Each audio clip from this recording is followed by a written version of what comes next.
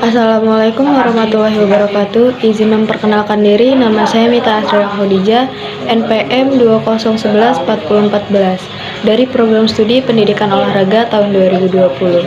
Di sini saya akan mempresentasikan tentang inteligensi dan bakat.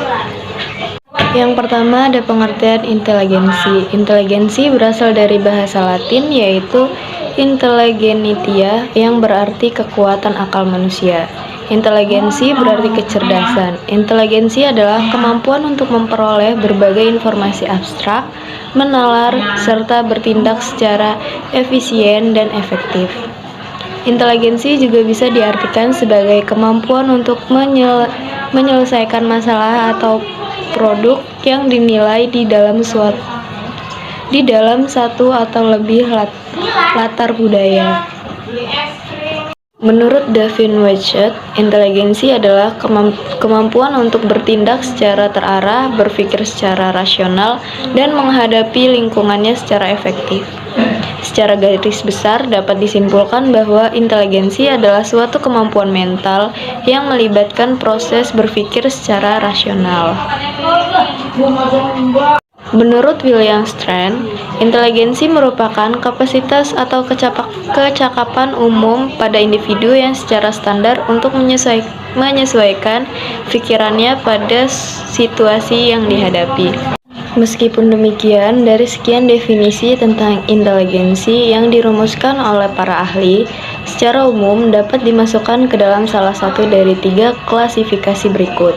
Yang pertama, kemampuan menyesuaikan diri dengan lingkungan, beradaptasi dengan situasi-situasi baru, atau menghadapi situasi yang sangat beragam. Yang kedua, kemampuan untuk belajar atau kapasitas untuk menerima pendidikan. Yang ketiga, kemampuan untuk berpikir secara abstrak, menggunakan konsep-konsep abstrak, dan menggunakan secara luas simbol dan konsep. Pares 1988. Kemudian ada faktor-faktor yang mempengaruhi inteligensi. Yang pertama ada pengaruh faktor bawaan. Banyak penelitian yang menunjukkan bawaan individu yang berasal dari satu keluarga atau bersanak saudara, nilai dalam IQ mereka berkolerasi tinggi.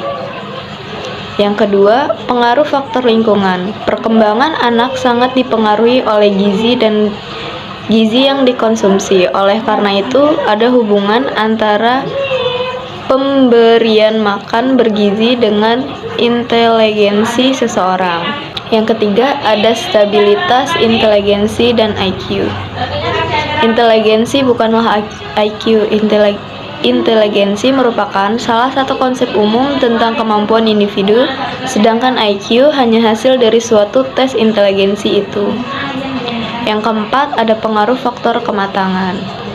Yang kelima, ada pengaruh faktor pembentukan. Yang keenam, ada minat dan pembawaan yang khas. Dan yang ketujuh, ada kebebasan. Kebebasan berarti bahwa manusia itu dapat memilih metode yang tentu dalam memecahkan masalah. Manusia mempunyai kebebasan memilih metode, juga bebas dalam memilih masalah sesuai dengan kebutuhannya. Kemudian saya akan menjelaskan tentang bakat. Apa yang dimaksud dengan bakat? Secara singkat, pengertian bakat adalah suatu kemampuan yang dimiliki oleh seseorang di mana kemampuan tersebut sudah melekat dalam dirinya dan dapat digunakan untuk melakukan hal-hal tertentu dengan lebih cepat dan lebih baik dibandingkan dengan orang biasa.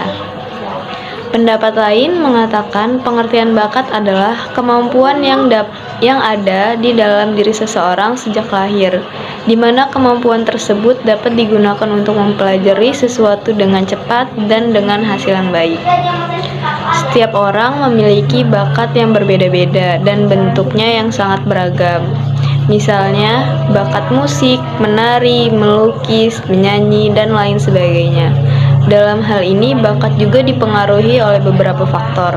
Karena suatu bakat bisa cepat atau lambat berkembang apabila tingkat pendidikan yang didapatkan seseorang, faktor lingkungan sekitar yang dapat mendukung bakat seseorang, struktur saraf motorik yang baik, motivasi, dan minat seseorang untuk belajar serta mengasah bakatnya.